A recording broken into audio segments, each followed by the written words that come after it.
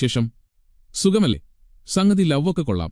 പക്ഷെ നമ്മുടെ വീട്ടിലെ ഈ ചക്കരക്കുട്ടന്മാരായ പൂച്ചകളുടെ കൂടെ കെട്ടിപ്പിടിച്ചുറങ്ങുന്നവരാണോ നിങ്ങൾ? എങ്കിൽ പിന്നെ ഇത് കേട്ടോ. കുറച്ച് സീൻ കാര്യമാണ് പറയാൻ പോകുന്നത്. ആദ്യത്തെ വർഷം നിങ്ങൾ അറിയുന്നില്ല, നിങ്ങളുടെ ബെഡും മെത്തയുമൊക്കെ പൂച്ചരോമങ്ങൾ കൊണ്ടും നമുക്ക് കണ്ണുകൊണ്ട് കാണാൻ പറ്റാത്ത ലക്ഷക്കണക്കിന് പ്രാണികൾ മൈറ്റ്സ് കൊണ്ടും നിറയുകയാണ്. ശ്വസിക്കുന്ന വായുവിന്റെ ക്വാളിറ്റി അങ്ങോട്ട് പണിപാളി തുടങ്ങും. രണ്ടാം വർഷം രാത്രി ഉറങ്ങുമ്പോൾ പതുക്കെ പതുക്കെ ഈ മൈക്രോസ്കോപ്പിക് സാധനങ്ങൾ നമ്മുടെ ഉള്ളിലേക്ക് പോകും. പിന്നെ രാത്രി ഫുൾ ഉറക്കമില്ലായ്മയും കുടുകുടുന്നുള്ള ചുമയുമായിരിക്കും മെയിൻ ഐറ്റം. നാലാം വർഷം സംഗതി കുറച്ചുകൂടി കടുക്കും. ശ്വാസമെടുക്കാൻ ബുദ്ധിമുട്ട് വരും. 8 മണിക്കൂർ സുഖമായി കിടന്നുറങ്ങിയാലും രാവിലെ എഴുന്നേൽക്കുമ്പോൾ ആകെ ഒരു മടുപ്പും ക്ഷീണവുമായിരിക്കും. ശരീരത്തിന് വേണ്ട ഓക്സിജൻ കിട്ടണ്ടേ ഭായി?